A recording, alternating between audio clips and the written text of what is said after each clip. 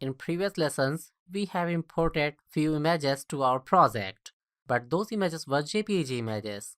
After Effects gives us more flexibility to import Illustrator and Photoshop files directly to it, because all softwares are designed by Adobe and they are connected to each other. So let's first make a new composition.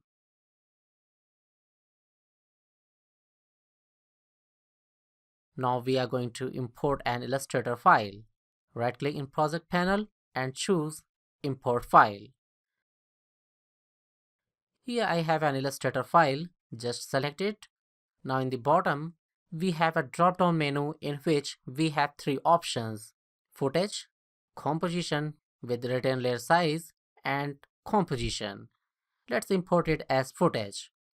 Now it's again giving us option to import it as Footage or Composition.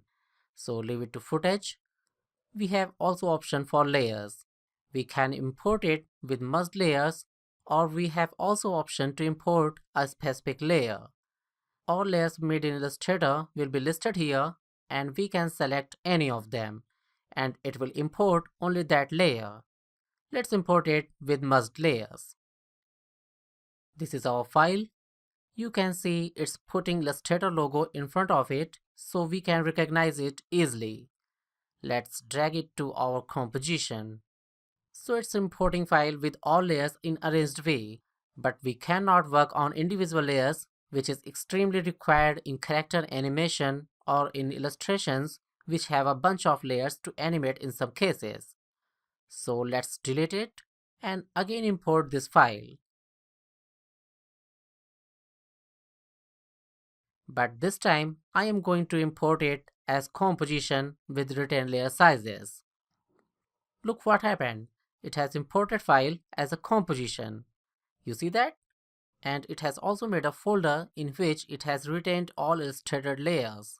Just double click on this composition and it will open it in a separate composition. Here we have all layers with same arrangement as in Illustrator file, and we can easily work on each individual layer. As you can see, this is right leg layer, this is left leg layer, this is head layer, this is face layer, and this is body and neck layer, and so on. Let's come to the composition 1. We can also put one composition to another composition, same as sequences in Adobe Premiere if you have used that. We have also transform properties available same as other layers. Come to the character composition again.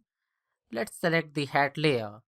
You can see it's showing the area or boundary of this hat illustration limited to this particular illustration only. If we select the body layer, same thing happened again. This is because we have imported it as composition with written layer sizes. So it's retaining the layer sizes same as in Illustrator. To see the difference, let's delete these files.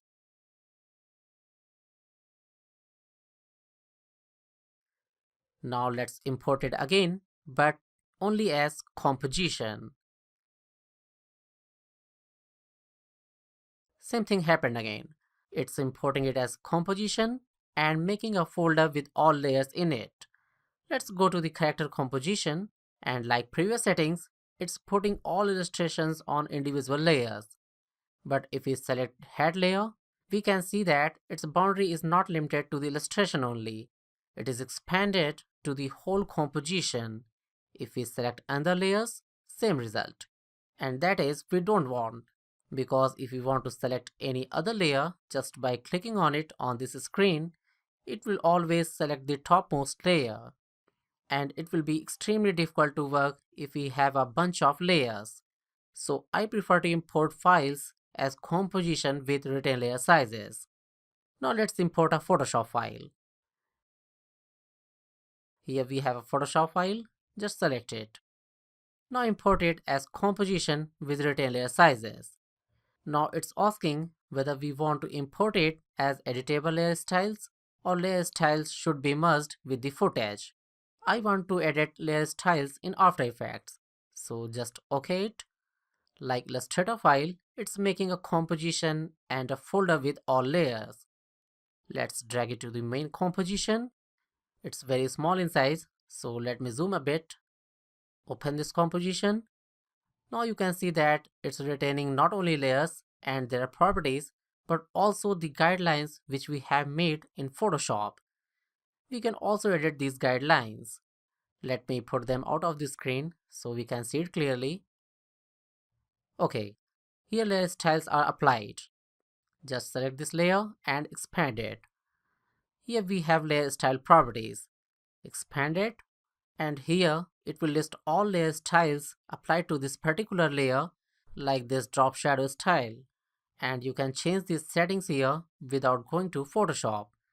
It's a great feature provided by After Effects.